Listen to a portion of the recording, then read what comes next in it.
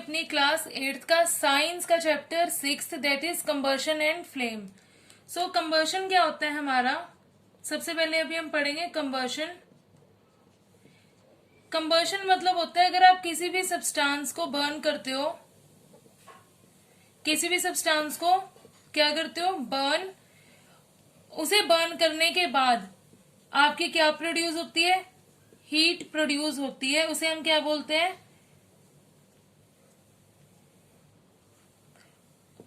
उस सब्सटेंस को बर्न करने के बाद आपकी हीट प्रोड्यूस होती है, उसे हम क्या बोलते हैं, कंबर्शन। अब वो हमने कोई भी सब्सटेंस हमने बर्न किया तो वो किसकी प्रेजेंस में किया, हमने वो ऑक्सीजन की प्रेजेंस में किया। सो इट मीन जो हमारा कंबर्शन है, कंबर्शन मतलब है अगर आप किसी भी सब्सटेंस को बर्न करते हो किसकी प्रेजेंस में, ऑक्सीजन की प्रेजेंस में, और वहां से क्या प्रोड्यूस होती है, हमारी हीट प्रोड्यूस होती है, उसे हम क्या बोलते हैं, कंबर्शन। और वो सब्सटेंस हमारा क्या हो सकते हैं, हमारे फ्यूल्स हो सकते हैं। फ्यूल्स को हम बर्न करते हैं तो किसकी प्रेजेंस में हम बर्न करते हैं, ऑक्सीजन की प्रेजेंस में हम बर्न करते हैं। ऑक्सीजन की प्रेजेंस में बर्न करने के बाद हमारा जो फ्यूल है वो क्या प्रोड्यूस करना स्टार्ट कर देता है, हीट प्रोड्यूस करना स्टार्ट कर देता है, तो उसे हम कंबर्शन बोलते हैं। अब जो हमारे फ्यूल्स है, जैसे हमारे काउडंग हो गया, काउडंग हो गया, हमारा वुड होगी, हमारा कोल, और क्या है हमारे फ्यूल में, पेट्रोल एक्सेट्रा, ये सारे हमारे किस में आते हैं, फ्यूल्स में आते हैं। और भी जैसे हमारे नेचुरल गैस हो गया, डीजल है, हमारी चारकोल है, ये सारे हमारे किस में आते हैं, फ्यूल में। अगर हम फ्यूल को या फिर किसी भी सब्सटेंस को बर्न करते हैं ऑक्सीजन की प्रेजेंस में, वो हीट प्रोड्यूस करता है तो उसे हम कंबर्शन बोलते हैं।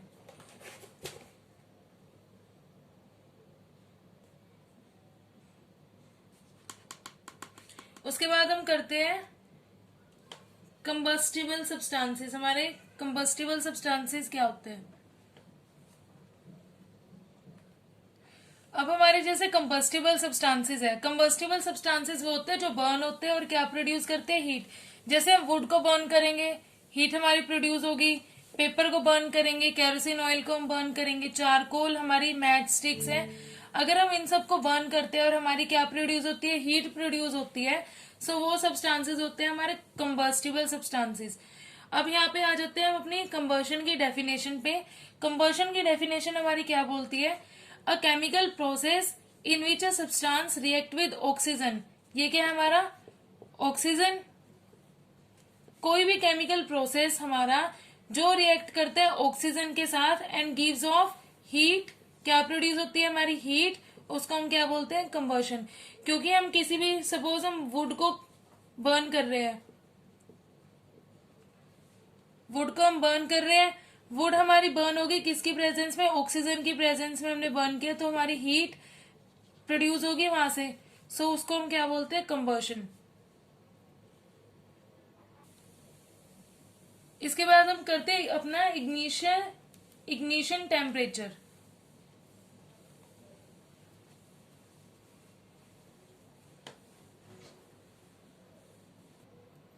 अब हमारा जो इग्निशन टेम्परेचर होता है उसकी डेफिनेशन पे आए तो क्या बोलती है, इग्निशन टेम्परेचर का मतलब है हमारा कि the lowest temperature in which a substance catches fire.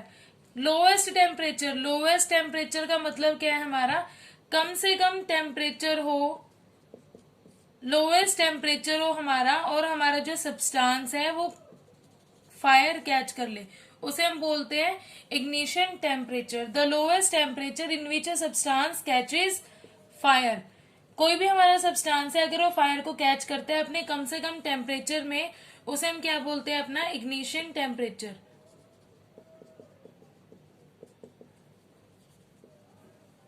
Okay, उसे क्या बोलते हैं, अपना इग्निशन टेम्परेचर। अब नेक्स्ट हम करते हैं इन्फ्लेमेबल सब्सटेंसेस।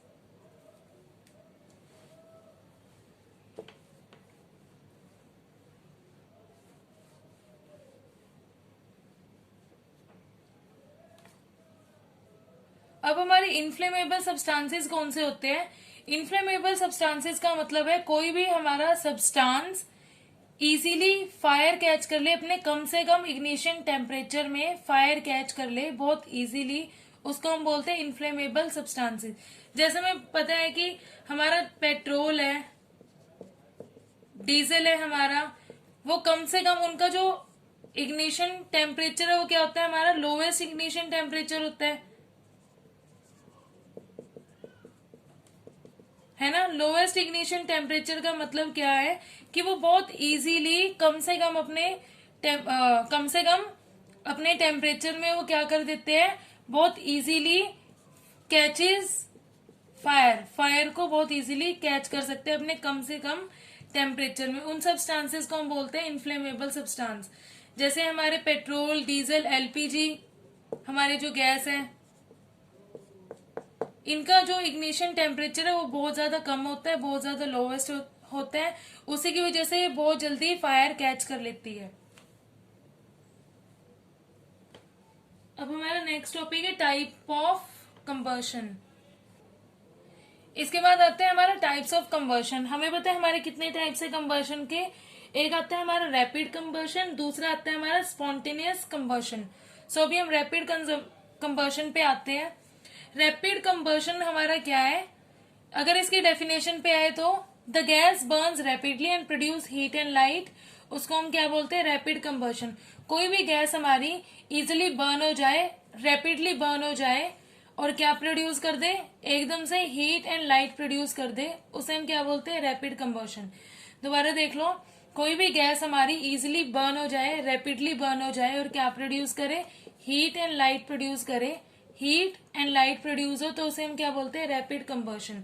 जैसे हमारा फॉस्फोरस है, वो भी क्या करता है, वो भी बहुत ज्यादा इजीली बर्न हो जाता है हमारा एयर में एट अ रूम टेम्परेचर। जो फॉस्फोरस है वो भी बहुत इजीली रैपिडली बर्न हो जाता है। सो ये आता है हमारा रैपिड कंबर्शन में। उसके बाद आता है हमारा स्पॉन्टेनियस कंबर्शन।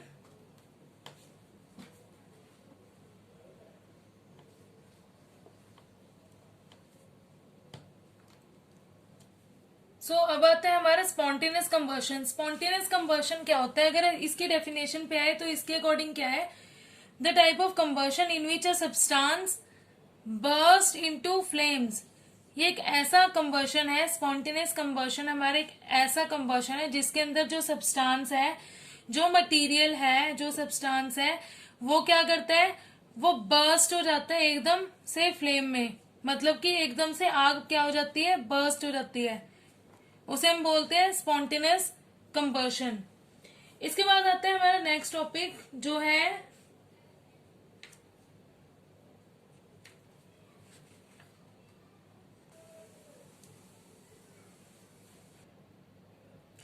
उसके बाद आता है हमारा फ्यूल।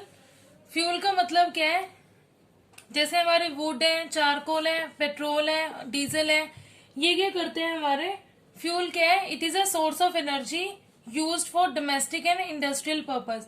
फ्यूल हमारा एक ऐसा सोर्स ऑफ एनर्जी है जो हमें क्या प्रोवाइड करता है, एनर्जी प्रोवाइड करता है। किस चीज के लिए, डोमेस्टिक यूज के लिए और अपने इंडस्ट्रियल यूज के लिए। हमें घरों में एलपीजी यूज करते हैं तो वो भी क्या है हमारा, एलपीजी गैस हम यूज करते हैं, वो भी हमारा एक फ्यूल है। जैसे वुड हो गया, चारकोल हो गया, हमारा पेट्रोल, डीजल, कैरोसिन एक्सेट्रा, ये सारे हमारे किसके अंदर आते हैं, फ्यूल के अंदर आते हैं। हमारा अगर कोई भी गुड फ्यूल है उसके अंदर क्या क्या क्वालिटी होनी चाहिए, वो चीप होना चाहिए, मतलब सस्ता होना चाहिए, इजीली अवेलेबल होना चाहिए, इजिली बर्न इन एयर, हमारा इजिली बर्न हो जाए एयर के अंदर, और प्रोड्यूस क्या करे, large amount of heat produce हो। कोई भी फ्यूल अगर वो गुड फ्यूल है वो तभी है अगर वो चीप है, इजीली अवेलेबल है, इजिली हमारा एयर में बर्न हो जाए और क्या प्रोड्यूस करे, हीट प्रोड्यूस करे, large amount of heat produce करे, और कम अमाउंट ऑफ क्या प्रोड्यूस करे, स्मोक, कम से कम स्मोक प्रोड्यूस हो और large amount of heat produce हो, वो होता है हमारा गुड फ्यूल।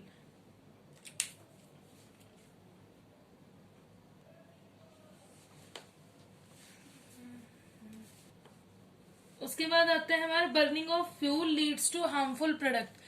फ्यूल को बर्न करने से हमें कैसे कैसे हार्मफुल प्रोडक्ट्स मिलते हैं, हमारे इन्वायरमेंट को खराब करते हैं, अभी हम वही पढ़ते हैं। अब हमारा जो टॉपिक है वो क्या बताता है कि जब भी हम किसी भी फ्यूल को बर्न करते हैं, बर्न करने के बाद जो हमारा स्मोक रिलीज करता है, तो उससे हमें कौन कौन सी प्रॉब्लम होती है। जैसे हमारा कार्बन फ्यूल है, हमारा वुड है, कोल, पेट्रोलियम, ये सारे हमारे कार्बन फ्यूल है। अगर हम इन सबको बर्न करते हैं, जैसे हम वुड को बर्न करते हैं, तो वो क्या रिलीज करते हैं, अनबर्न कार्बन। अनबर्न कार्बन का मतलब है जैसे हम वुड को बर्न करते हैं तो उसमें जो बर्न नहीं होता, पूरा प्रॉपरली बर्न नहीं होता, उसे हम बोलते हैं अनबर्न कार्बन। जो हमारा पूरा प्रॉपरली बर्न नहीं होता, वो क्या फिर वहां से स्मोक हमारा प्रोड्यूस होता है। उस स्मोक से हमें क्या, कौन सी डिजीज होती है, रेस्पिरेटरी डिजीज, जैसे कि अस्थमा। उसके बाद क्या होता है, जो हमारा फ्यूल है, कार्बन फ्यूल, अगर वो पूरी अच्छे से बर्न नहीं होता तो उसमें से गैस निकलती है, उसे हम कौन सी गैस बोलते हैं, कार्बन मोनोऑक्साइड बोलते हैं। और वो कार्बन मोनोऑक्साइड हमारी बहुत ज्यादा पॉइजनस और हार्मफुल गैस होती है हमारी ह्यूमन बॉडी के लिए।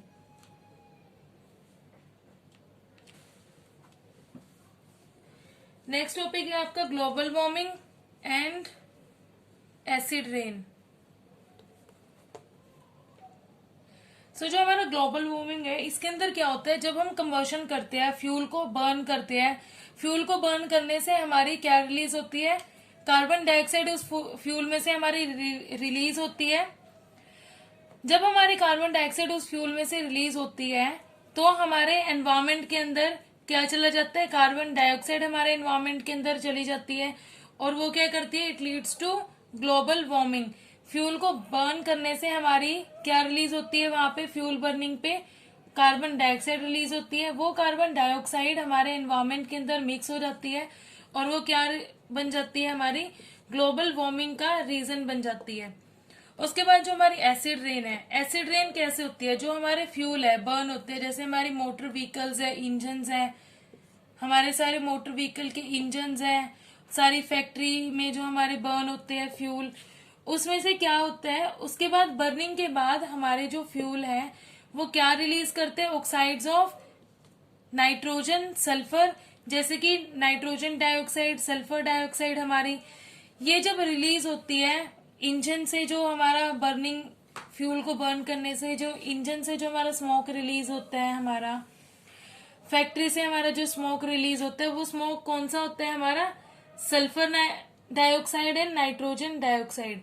जब वो हमारे क्लाउड्स में जाके एसिड रेन करते हैं, जब वो हमारे क्लाउड्स में जाके मिक्स हो जाते हैं, तो उससे क्या होता है, हमारी एसिड रेन बन के नीचे आती है, जिससे हमारी सारी जो लाइफ फॉर्म्स हैं उन्हें बहुत ज्यादा इफेक्ट करती है। आज की क्लास में इतना ही। अपनी नेक्स्ट क्लास में न्यू टॉपिक के साथ आते हैं। Thank you so much.